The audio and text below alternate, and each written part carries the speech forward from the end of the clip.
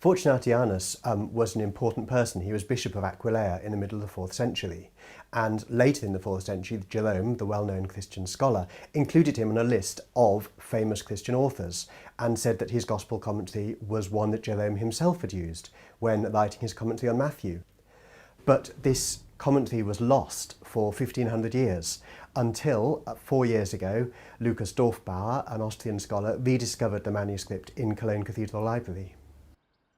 Birmingham is a particular centre for studying the earliest forms of the biblical text, so when we heard that a new commentary had been discovered, we were very excited.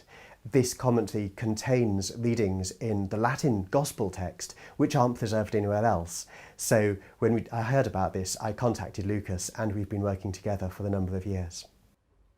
What's interesting about this commentary is that, firstly, it relies on earlier Greek sources that haven't been preserved, taking us back a couple of hundred years more, but also it gives us details about everyday life in Italy in the 4th century.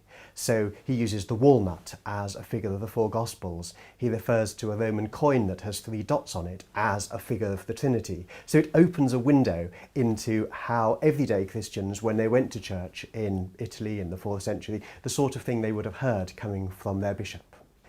It's quite a challenge to translate this text because the manuscript itself has a lot of mistakes in it. There are the bits which are missed out, there are words which have been miscopied.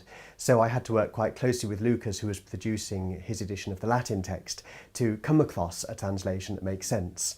But there are bits of the translation where I've had to leave it saying ... because we don't know what came in that gap. There's an interest in how early Christianity understood the Bible. People want to know how in different generations the church has approached understanding the scriptures, and therefore to make a Latin text available to a wider public is an important part of reaching out.